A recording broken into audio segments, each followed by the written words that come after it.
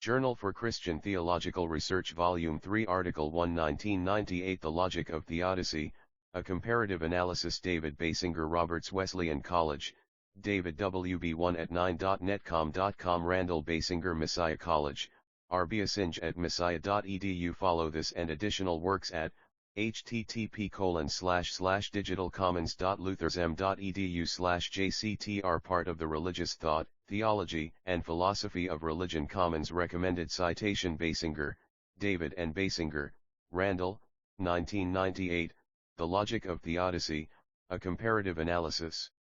Journal for Christian Theological Research, Volume 3, Article 1. Available at http://digitalcommons.luthersm.edu/jctr/vol3/ISS1998/1 This article is brought to you for free and open access by Digital Commons at Luther Seminary. It has been accepted for inclusion in Journal for Christian Theological Research by an authorized editor of Digital Commons at Luther Seminary. For more information, please contact acec001@luthersm.edu. December 14, 2017 The Logic of Theodicy, A Comparative Analysis David Basinger and Randall Basinger, The Logic of Theodicy, A Comparative Analysis, Journal for Christian Theological Research 3:3, 1998, PAR 166. The Logic of Theodicy, A Comparative Analysis David Basinger Roberts Wesleyan College Rochester, New York, 14624 Randall Basinger Messiah College Grantham, PA 1. The topic of this paper is the age-old problem of evil. However, what we are proposing is neither a new theodicy nor a criticism of any specific existing theodicy. It can perhaps best be described as an exercise in comparative theology. In this paper we will compare how three theistic perspectives, theological determinism, free will theism, and process theism do, in fact, must, approach the reality of evil in this world and then reflect on whether any of these approaches can be judged superior to the others.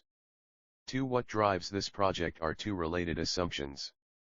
First, it is inaccurate to portray the debate over the problem of evil as only, or even primarily, a debate between theism and non-theism. Many of the most heated, interesting, and controversial discussions take place among theists. In fact, the perceived ability to explain evil is often one of the most important parts of any debate over the superiority of rival theistic systems. Second, the nature of any actual problem of evil is determined by the specific concept of God in question. Since the theistic perspectives we are considering conceive of God in significantly different ways, it is appropriate to talk about distinct and in fact rival theistic responses to the challenge evil poses. What is evil? As we begin our comparative analysis, we must first reflect on the meaning of evil, and this is no easy task. Philosophers freely talk about the problem of evil but have often been hard-pressed to come up with a clear definition.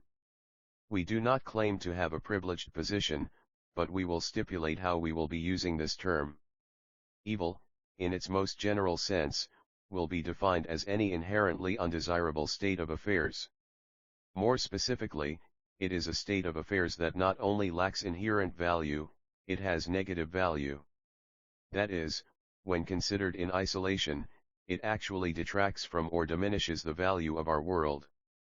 Some obvious examples of evil would be physical and psychological pain and suffering, disrupted social relations, unfulfilled potential, and natural catastrophes.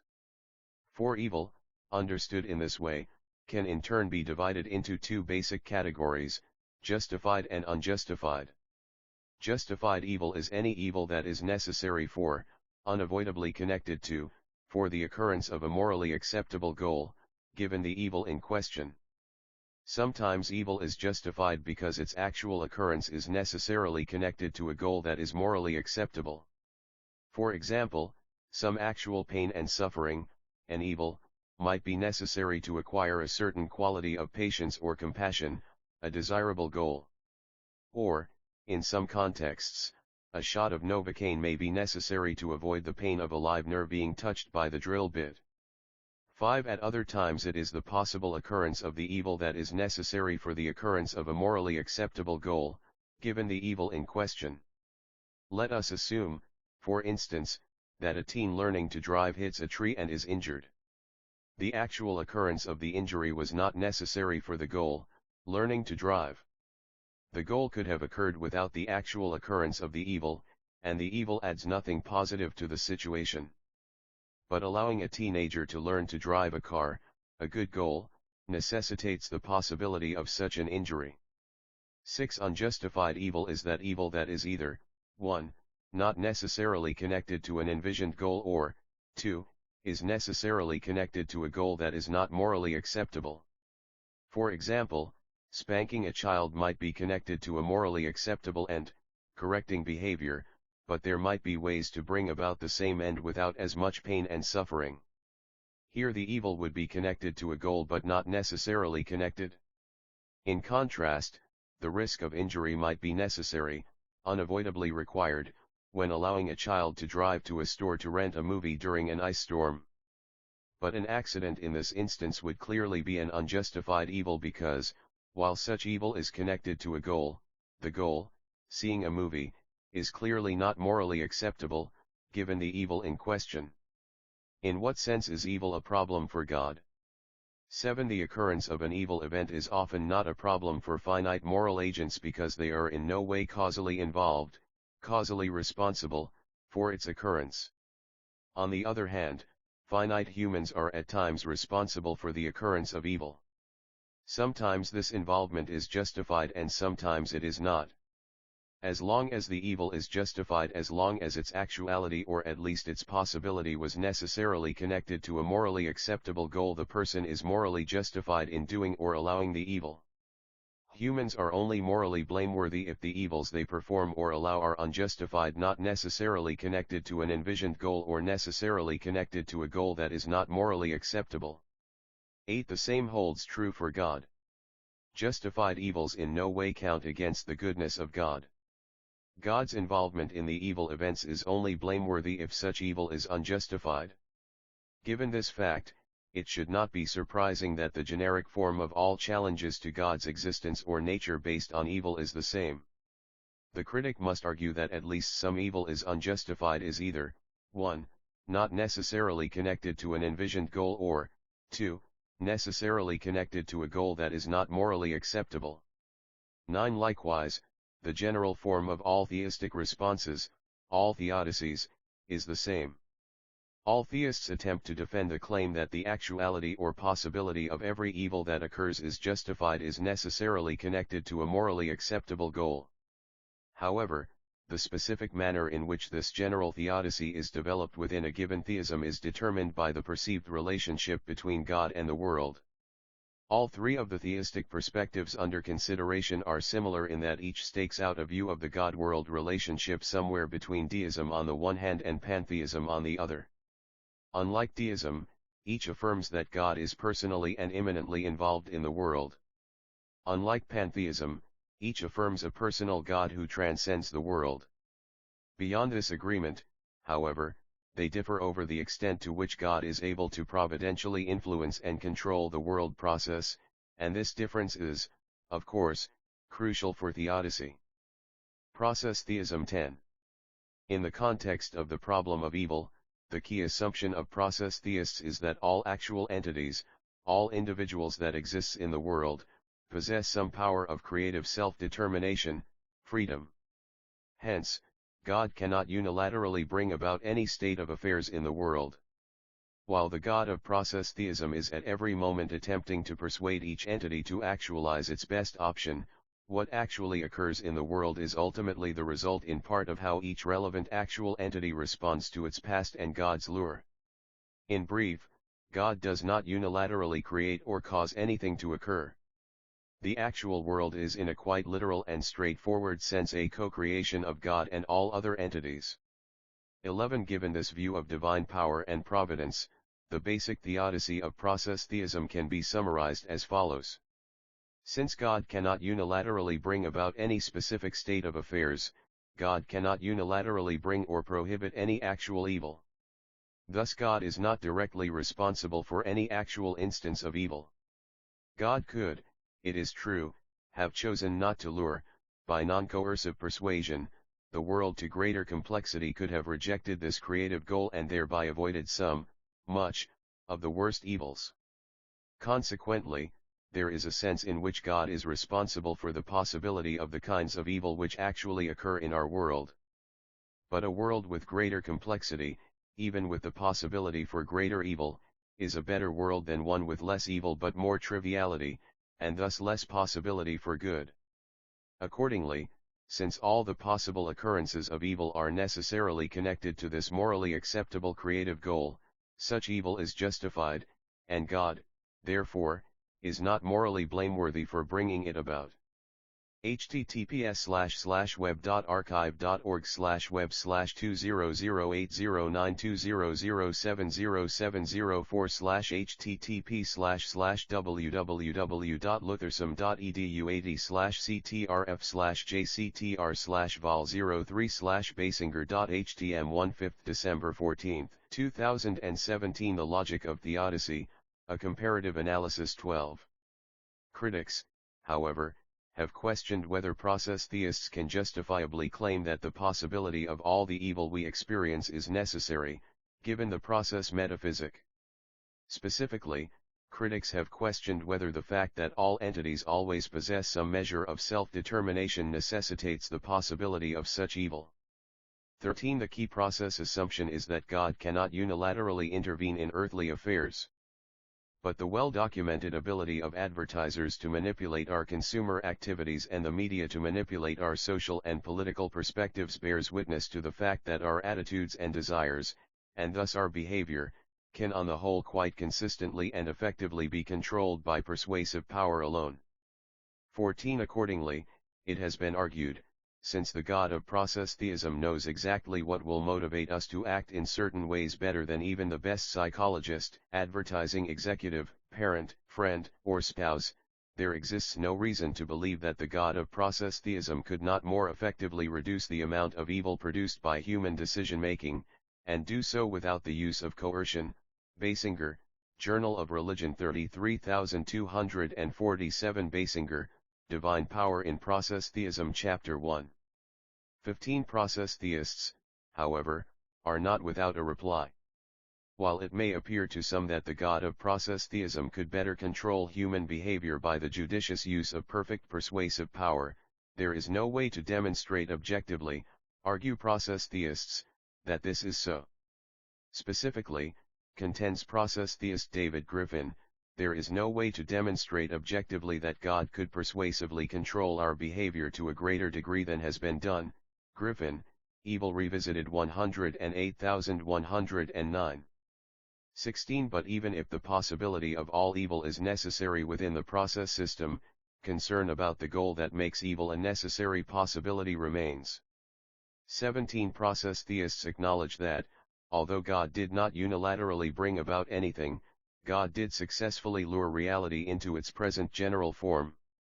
And God did so, they maintain, because God values intense novelty, which allows for both greater good and evil, over triviality, which minimizes both good and evil. But to create on the basis of this divine goal, it can be argued, was surely unjustified, given the horrendous evils that have come about as a result of this divine choice. Griffin, God, Power, and Evil 309. Cobb and Griffin 75. 18. In response, process theists grant that God's desire to lure the world to greater complexity has resulted in many horrendous evils, physical and psychological suffering, individuals like Hitler. But they also point to the value that has also been produced, our conscious ability to engage in meaningful relationships, individuals like Gandhi and Martin Luther King. And, they argue, there is no way to demonstrate objectively that a world with the amount of complexity, and the accompanying goods, ours contains cannot reasonably be considered a morally justifiable goal in spite of the unavoidable evil accompanying this world. Griffin, Evil Revisited 108109. Free will theism 19. The key assumption for the free will theist is that God can and does unilaterally intervene in earthly affairs. Unlike the God of process theism, the providential power of the God of free will theism is not limited to persuasion. However, the free will theists, God cannot unilaterally ensure that any creature exercising free choice will make the decisions God would have it make, and thus act as God would have it act.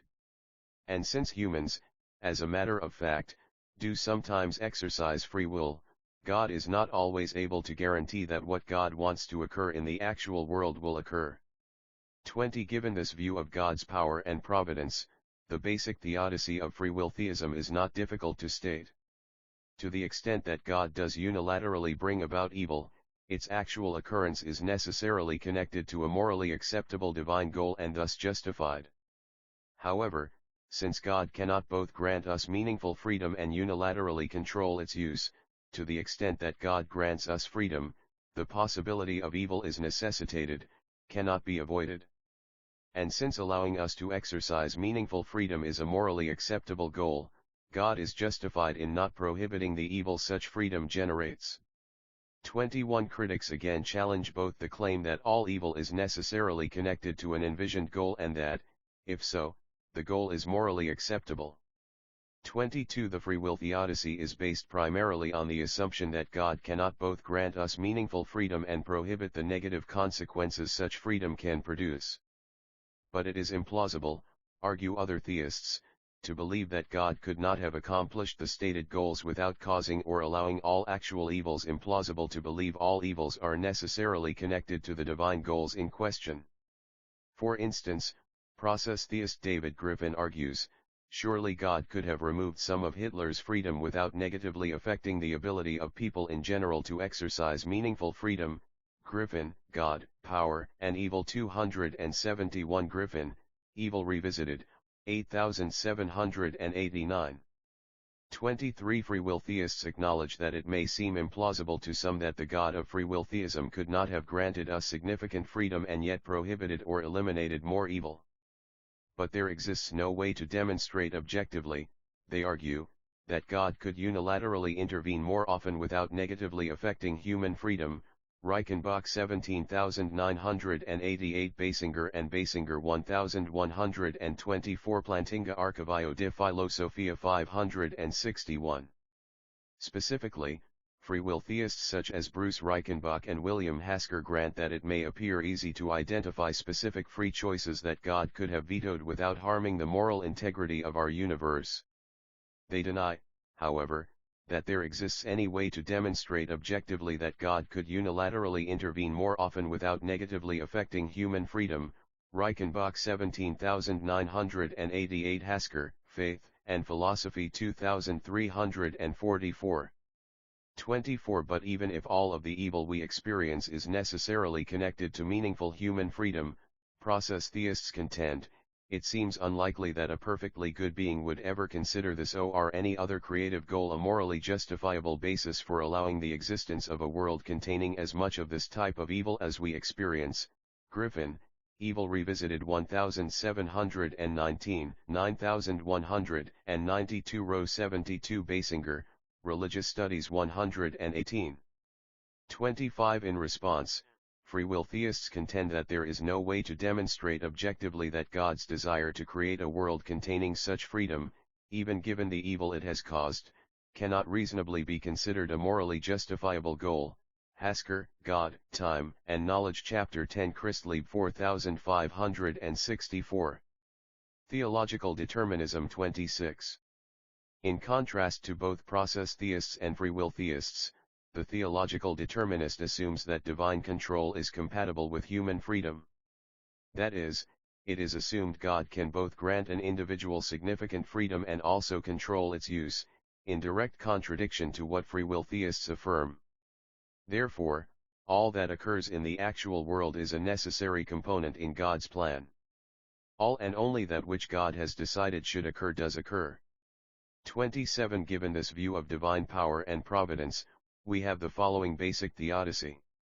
Since no other source of power, including human decision-making, limits God's ability to bring about the divine goals, it is never the case that only the possibility of evil is required for the actualization of any such goal.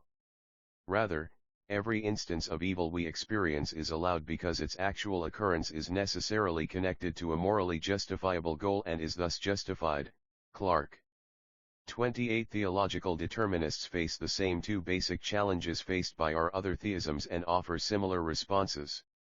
29 While process theists can claim that there are many evils God would remove if God had the power to intervene unilaterally, and free will theists can claim that there are many evils God would remove if God could control free choice, such responses are not available to theological determinists. Since God can unilaterally control even human choice, theological determinists must hold that all evil is actually, and not just possibly, necessary in God's perfect, preordained plan. For instance, theological determinists must acknowledge that all of the evils we experience, the Holocaust, mass starvation, pervasive sexual abuse of children, are actually required in the world God has deemed best to bring into existence. And in the minds of many theists, this seems inconceivable since we can imagine a world without such evils, and it is hard to see how these evils are necessary for the goods we seek, or how a world without these evils could be considered in a normal sense less desirable than the actual world. 30 Theological determinists readily admit that they cannot demonstrate how every actual evil is necessarily connected to a divine goal. However, they point out, for the critic to claim simply that a better world can be imagined is very misleading. What a critic must do is describe a world in all its interconnected details which contains all the goods without all the evils. But since this is a task which only an omniscient mind could meaningfully undertake, we as humans, maintain theological determinists such as Gordon Clark, are certainly in no position to argue objectively that any of the evil we experience is not required to meet some divine goal. Clark Chapter 5. https://web.archive.org/web/200080707040/http://val03/basinger.htm 2/5 December 14, 2017 The Logic of Theodicy, a Comparative Analysis 31. And both free will theists and process theists argue that, even if all evil is, as theological determinists maintain, in some unfathomable way actually, and not just possibly, necessary in God's perfect, preordained plan, then the goals necessitating such evils cannot reasonably be considered morally justifiable. Pinnock, Predestination and Free Will 5760. 32 Theological determinists maintain, though, that, since we are not even in a position to know with certainty all of God's goals related to any evil, we are certainly not in a position to argue objectively that the goals that require any evil cannot reasonably be considered morally acceptable. Clark Chapter 5 Feinberg 1943. Comments on the debate thus far 33. Proponents of each of our theisms have argued that the competing theodicies are flawed and thus that their theistic perspective alone offers an adequate response to the evil we experience. 34 In assessing these claims, it is first important to note that the critics of none of our theisms are claiming, rightly so, that the God-world relationship envisioned by the other perspectives could not possibly exist, and thus that it is logically impossible that the world contains no unjustified evil, given these perspectives. The claim in each case rather is that the theodicy in question is implausible. 35 However, even here we must be careful because there are at least two relevant ways in which we can interpret the contention that a given theodicy is implausible. One interpretation is person-relative, that although everyone need not agree, it is justifiable for a person, herself, to maintain that a given theodicy is implausible. The other interpretation is non-person relative, that even though personal opinion on the issue may differ, it can be successfully argued in an objective manner that a given theodicy actually is implausible. 36 The challenges to our three theodicies are best interpreted in this latter sense. For instance, when David Griffin claims that, since there is no reason to believe that the God of free will theism couldn't unilaterally prohibit more evil without negatively affecting human freedom in general, the free will theodicy is implausible, or Clark Pinnock argues that, since the God of process theism is clearly not a being worthy of religious devotion, the process theodicy is implausible. What each appears to be arguing is not simply that he, himself, can justifiably make this claim. Each seems to be claiming that no reasonable person can justifiably disagree. 37 Understood in this way, have any of these challenges been successful? The first challenge each of our three theisms faced was the following. Challenge number 1, it is quite likely that God could have done more to eliminate evil without negatively affecting the relevant divine goals. In fact, it is so unlikely that all of the evil we experience is necessarily connected to divine goals that the theodicy, and thus theism, in question must be considered implausible. 38 It might appear initially that the process theist has an advantage at this point. As providential power decreases, the ability to eliminate evil in our world also clearly decreases. The less providential control a god possesses, the more this god will be forced to allow evil. Thus, since the god of process theism has the least providential power, the amount and types of evil we experience might seem to be less of a problem for this theistic perspective. 39 There are, however, theistic perspectives in which God has even less providential power than the God of process theism. For instance, certain forms of deism or robust finite understandings of God, or metaphysical dualisms in which God faces a rival reality/power. Accordingly, if the process theist wants to argue that she has an advantage over free will theists or theological determinists because her God has the least providential power, she must then acknowledge that proponents of those theistic perspectives that postulate a God with even less providential power have the same advantage over her. 40 In response, the process theist might argue that when the whole evidential situation is considered, when all of the evidential factors that determine whether a theistic perspective is a plausible option are considered, those theistic perspectives that postulate a God with less providential power do not survive as serious contenders. But then, of course, the free will theist and theological determinist can use this same line of reasoning to counter any intrinsic advantage process theists might want to claim in this context. 41 Moreover, to return to the general challenge itself, any contention that the God of any theism could reasonably be expected to do more to rid the world of evil is based on the assumption that we are actually in a position to know what evils would reasonably be required, actually or possibly, given any theistic perspective. However, to use a Humean principle, for an unintended purpose, we have no experience of gods with varying degrees of providential power creating and guiding worlds. Specifically, given our limited perspective, none of us is in the position to know whether any of these gods could have done more. And, without this experience, we are in no position to determine objectively how much and what kind of evil we should reasonably expect to occur in any world created and guided by the God of any of our theistic perspectives. Accordingly, challenge number 1, as we see it, fails to eliminate, or even seriously harm, any of our three theisms. 42 The other challenge we have considered centers on the moral status of the divine goals that guide God's activity. Challenge number 2, even if all of the evil we experience is necessarily connected to divine goals, it is unlikely that all of the relevant divine goals are, or could be, morally acceptable. In fact, in relation to some evils, it is so unlikely that any morally acceptable goal necessitating such evil could exist that the theodicy, and thus theism, in question must be rejected as implausible. 43 It might seem that both process and free will theists have an advantage here.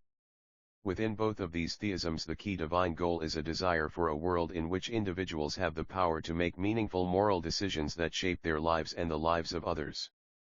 And this is a concept gaining increasing acceptance today. On the other hand, while theological determinists give some hints as to the types of goals that guide God's activity, they are the first to admit that we as humans do not know, and perhaps would not understand, the purpose for all the actual evils that exist. 44 However, this seeming advantage is in a very important sense question-begging. It is true that process and free will theists can cite goals that seem reasonable to many. But it does not follow from the fact that theological determinists cannot always cite reasonable goals that such goals do not exist. 45 Furthermore, it is not clear to us how this challenge could produce a winner.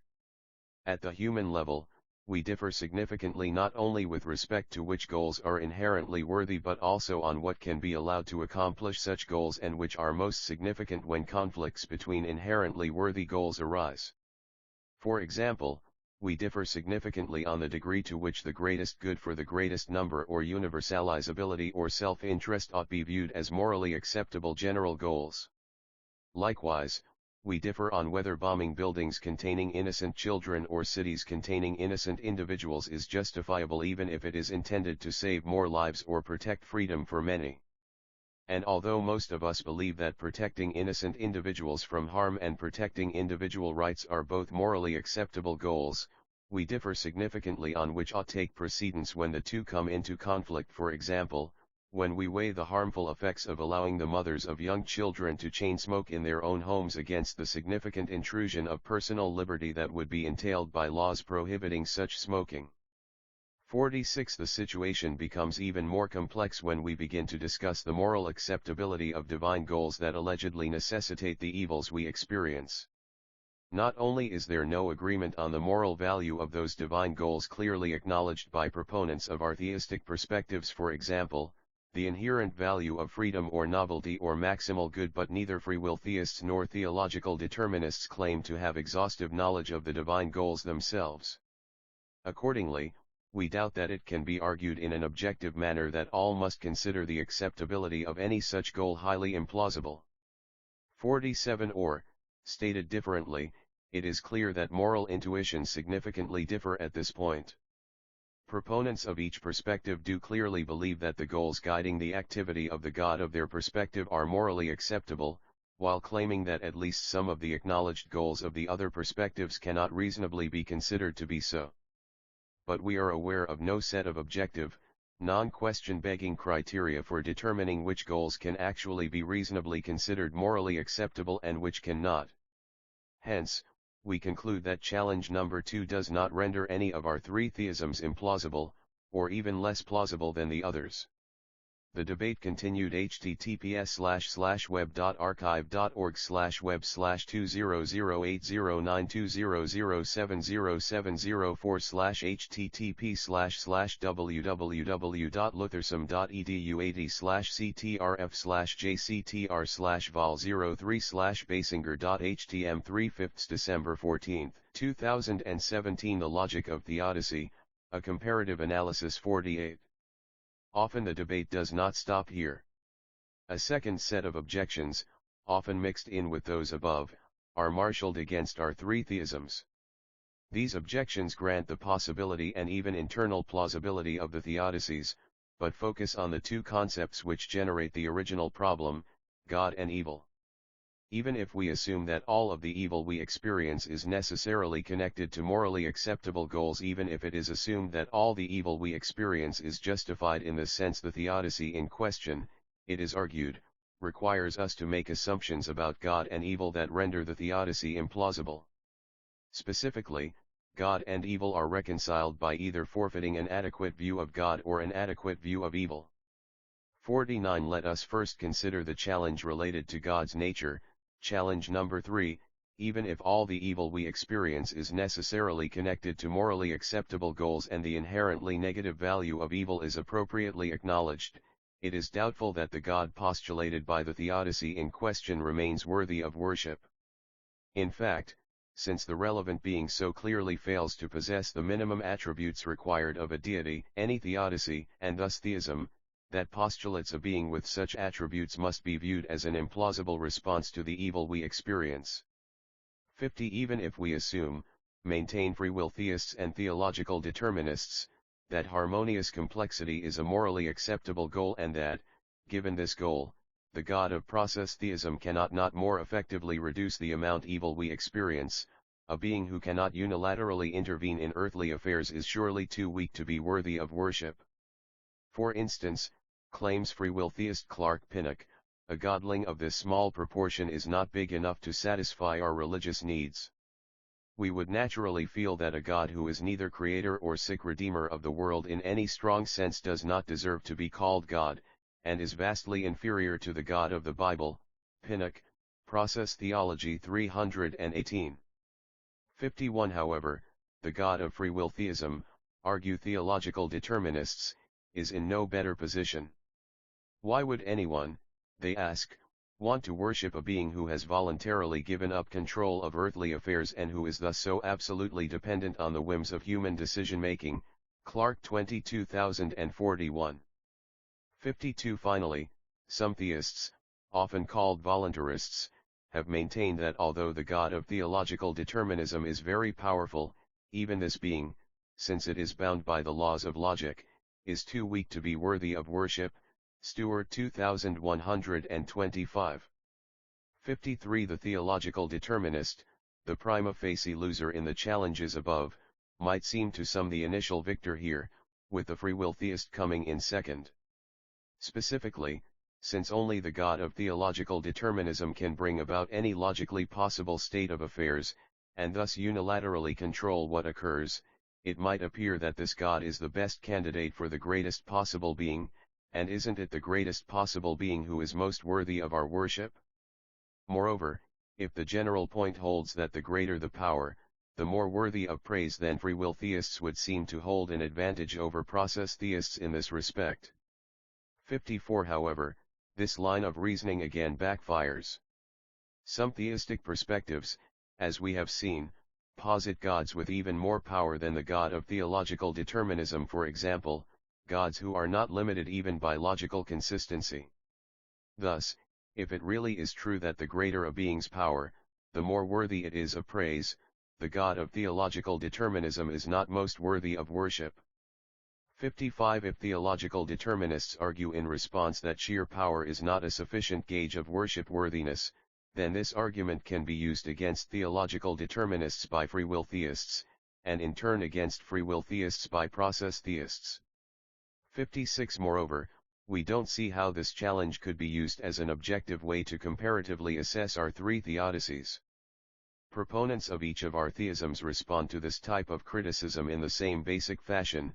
While the critic is entitled to her or his own concept of worship worthiness, there exists no objective basis for the claim that the God in question cannot plausibly be considered worthy of worship. And this seems to us to be an appropriate response in each case. It is certainly true that many individuals do have strongly held opinions on what a being must, or would have to, possess to be worthy of worship. In fact, it may be that a majority of individuals in any specific theistic context, denomination, cultural community, agree on the necessary and sufficient characteristics of such a being. But there clearly continues to be widespread disagreement on such characteristics, and there appears at present to be no set of neutral criteria for worship worthiness that would allow this issue to be decided in an objective manner. In fact, we cannot conceive of how any such criteria could be produced in a non-question begging manner. So we conclude that challenge number 3 is also not a decisive, or even a distinguishing, criticism with respect to the plausibility of our theisms. 57. This leaves yet the challenge related to the nature of evil. Challenge number 4. Even if all of the evil we experience is necessarily connected to divine goals that are morally justifiable, the theodicy in question trivializes, minimizes the negative value of evil too greatly. In fact, the evilness of evil is so trivialized that the relevant theodicy, and thus theism, cannot be considered plausible. 58. All three theisms are susceptible to this charge to some degree. All of them strive to show that every evil in either its actuality or possibility is justified. But is justified evil really evil? While at one level it clearly is, it is still inherently desirable. Justified evil is at another level desirable. Its presence, or at least its possible presence, is necessary for some good end. Without the evil, or at least the possibility of the evil, the world as a whole would be less desirable. But does this understanding of the evil we encounter in this world fit with our experience of evil? Doesn't this redemption evil fly in the face of our experience of the utter gratuity or meaningless of evil? 59. This is the precise challenge that process theists and free will theists fervently marshal against theological determinists. Within theological determinism, every actual evil is necessarily connected to God's purposes. In this sense, every actual evil contributes to making this a worthwhile world.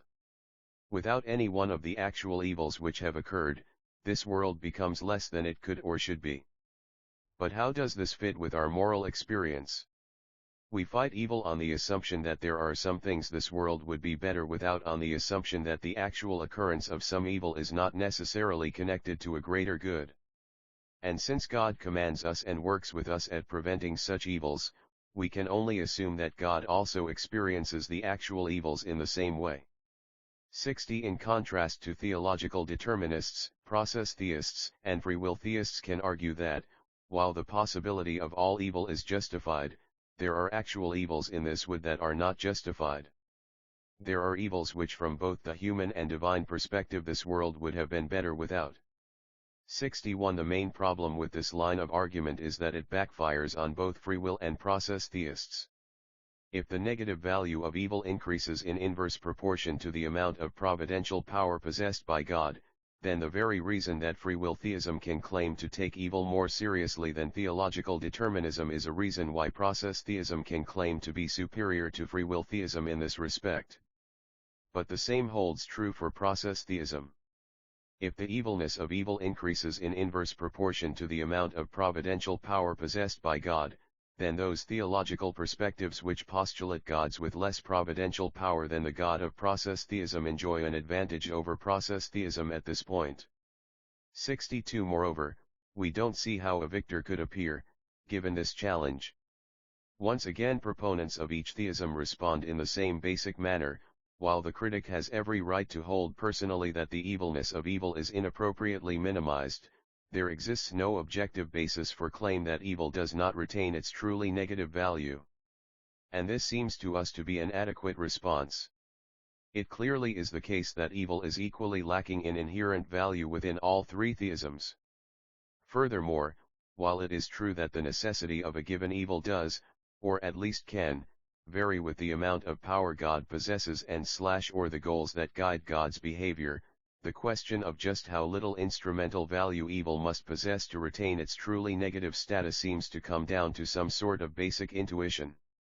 And we can conceive of no objective, non-question begging way to resolve that issue, can conceive of no approach that does not reduce simply to special pleading by its advocates. Accordingly, we conclude that challenge number 4 is also not a decisive criticism of the plausibility of any of the three theisms. 63. Furthermore, we can conceive of no other way to objectively compare the plausibility of our three theodicies, and thus theisms. Hence, it is our overall judgment that there is no objective winner in this respect.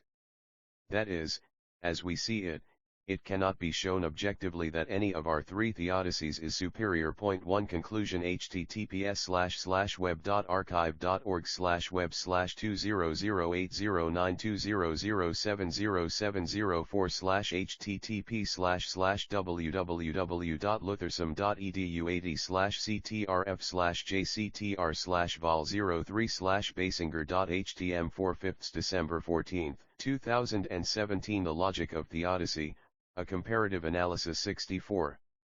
It is important in closing to emphasize what we have and have not been arguing. We have not denied that a person can justifiably maintain for himself or herself that one or more of the theodicies in question is implausible. That is, we grant that a person can justifiably maintain that, as he or she assesses the evidence, one or more of these theodicies, and thus the related theism, should be rejected as an implausible explanation for the evil we experience. In fact, we are not even claiming that there could be no compelling non-person relative arguments demonstrating the superiority of one of the theodicies. We are saying only that none to date seem to us to succeed in this respect. That is, our claim is only that we are aware of no objective basis for claiming justifiably that any one of our three theodicies, and thus theisms, is in fact more plausible than the others. 65. If we are right, if there is no objective winner, then why, someone might argue, should we even bother comparing theodicies? In other words, if the debate between our rival theisms actually does come down to differing intuitions about God and the world, about how much power a God must possess, how evil the evil in this world must be, what divine goals are worth pursuing, to what extent human freedom limits God, then why engage in such an exercise at all? 66. In response, While the type of comparative discussion in which we have engaged may not be able to identify a winner, such discussions can clarify crucial issues. For instance, they can help proponents of the various perspectives, or those seeking a view of their own, become more aware of the assumptions inherent in the various options and the trade-offs that must be made in the adoption of any position. Such discussions can also help proponents of a given theodicy develop objective albeit person-relative arguments defending their position. And this, we believe, is reason enough to continue the debate. End note 1. Some have sought to answer this question by an appeal to probability theory. They have wanted to claim that the probability that process theism or free will theism or theological determinism is true, given their response to evil, is greater than the other options. However, as Alvin Plantinga has convincingly argued in great detail, the probability that any theistic perspective is true, given any set of evidential factors and using any model of probability, will ultimately be a function of the a priori, inherent, probability accorded the theism in question. And we see no non-question begging way of arguing in this context that the inherent probability of any of these theisms is higher than any other. See Plantinga, Philosophical Studies. Works cited: Basinger, David. Divine Persuasion, Could the Process God Do More? Journal of Religion 64.3, July 1984, 33247. Divine Power in Process Theism, A Philosophical Critique. Albany, SUNY Press, 1988. Chapter 1. Divine Omniscience and the Soteriological Problem of Evil, Is the Type of Knowledge God Possesses Relevant? Religious Studies 28, 1992, 118. Basinger, David, and Randall Basinger. Divine Omnipotence, Plantinga vs. Griffin. Process Studies 11, Spring, 1981, 1124. Christlieb, Terry. Which Theisms Face an Evidential Problem of Evil? Faith and Philosophy 9, January 1992, 4564. Clark, Gordon H. Religion, Reason, and Revelation. Philadelphia, Presbyterian and Reformed Publishing Company, 1961. Cobb, John B., and David Griffin. Process Theology, An Introductory Exposition. Philadelphia, Westminster Press, 1976. Feinberg, John. God Ordains All Things. Predestination and Free Will. eds. David and Randall Basinger. Downers Grove, InterVarsity Press, 1986. 1943. Griffin, David. Evil Revisited, Responses and Reconsiderations. Albany, SUNY Press, 1991. God, Power, and Evil, A Process Theodicy. Philadelphia, Westminster Press, 1976. Hasker, William. God, Time, and Knowledge. Ithaca, Cornell University Press, 1989. Chapter 10. The Necessity of Gratuitous Evil. Faith and Philosophy 9, January, 1992, 2344. Pinnock, Clark. Clark Pinnock's response to John Feinberg. Predestination and Free Will. eds. David and Randall Basinger. Downers Grove, InterVarsity Press, 1986. 5760. Between Classical and Process Theism.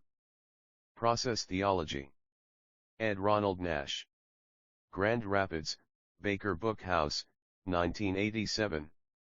Plantinga, Alvin. Epistemic Probability and Evil. Archivio de Filosofia 56, 1988. The Probabilistic Argument from Evil. Philosophical Studies 35, January 1979, 153. Reichenbach, Bruce. Natural Evils and Natural Laws, A Theodicy for Natural Evils. International Philosophical Quarterly 16, June, 1976, 17988. Rowe, William L. Ruminations About Evil, Philosophical Perspectives 5, 1991. Stewart, Melville Y. The Greater Good Defense. New York, St. Martin's Press, 1993. CTRF at apu.edu I1/2 1998 https://web.archive.org/2008070704/http/www.luthersum.edu80/ctrf/jctr/vol03/basinger.htm 5/5